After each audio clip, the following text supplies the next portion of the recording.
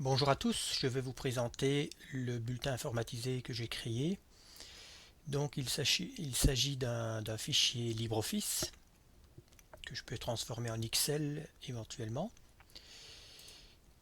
qui se présente comme ceci, avec par exemple ici les 25 bulletins des enfants en bas, les noms, le bulletin 1, bulletin 2, bulletin 3, bulletin 4, examen, commentaires. Tout est paramétrable, donc je peux adapter le bulletin en fonction des compétences, des matières que vous souhaitez voir apparaître sur le bulletin. On commence par encoder les noms des élèves. Exemple Bertrand, Hugo, Dupont, Julie, elle est en sixième année, Hugo est en cinquième année. Leur enseignant, on va mettre que c'est Bruno leur premier titulaire. S'ils ont un deuxième titulaire, euh, qui s'appelle par exemple Véronique. Les titulaires vont servir à encoder les commentaires. Donc c'est pas nécessaire d'avoir deux titulaires, mais voilà. L'année scolaire c'est 2020-2021. Voilà, la première partie est complétée. À partir de là, on va dans bulletin 1 et on voit que le prénom des élèves apparaît.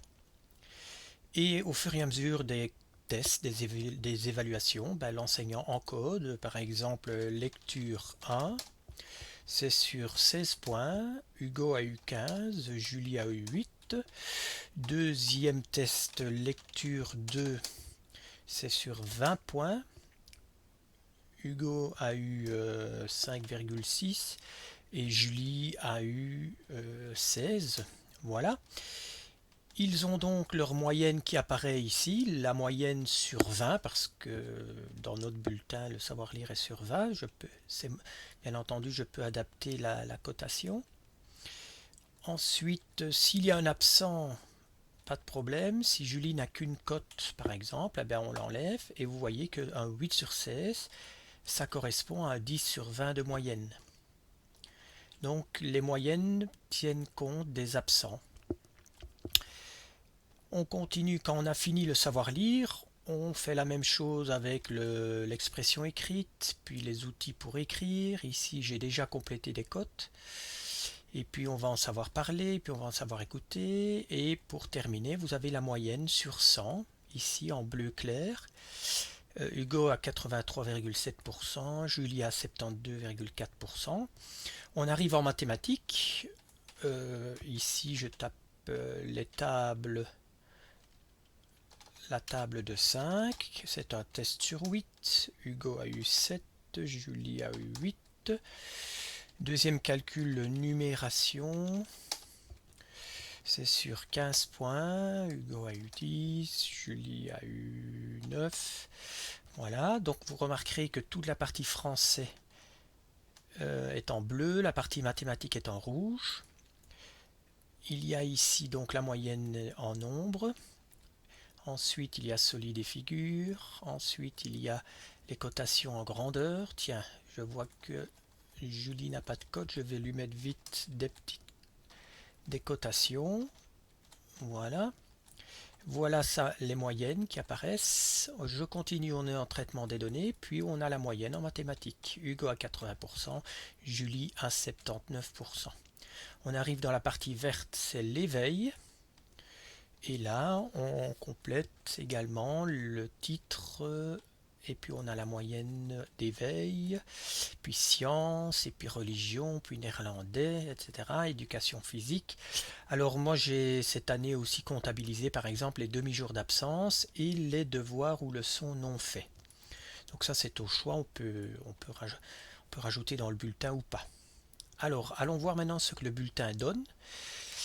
Ça donne ceci.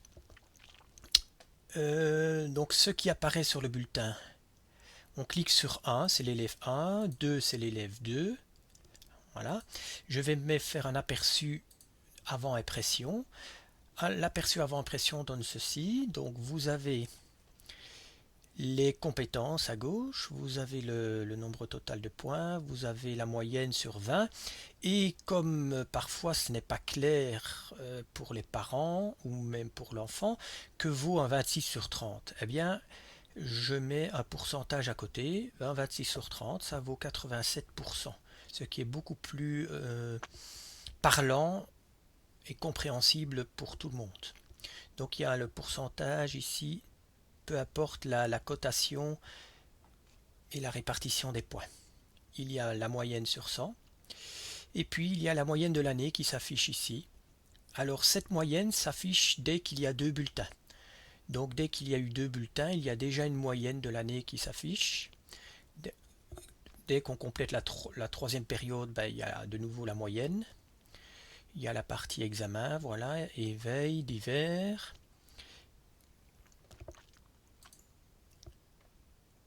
Et alors, il y a... Ah oui, j'ai oublié de parler des commentaires. Donc les commentaires, il y a l'onglet commentaires.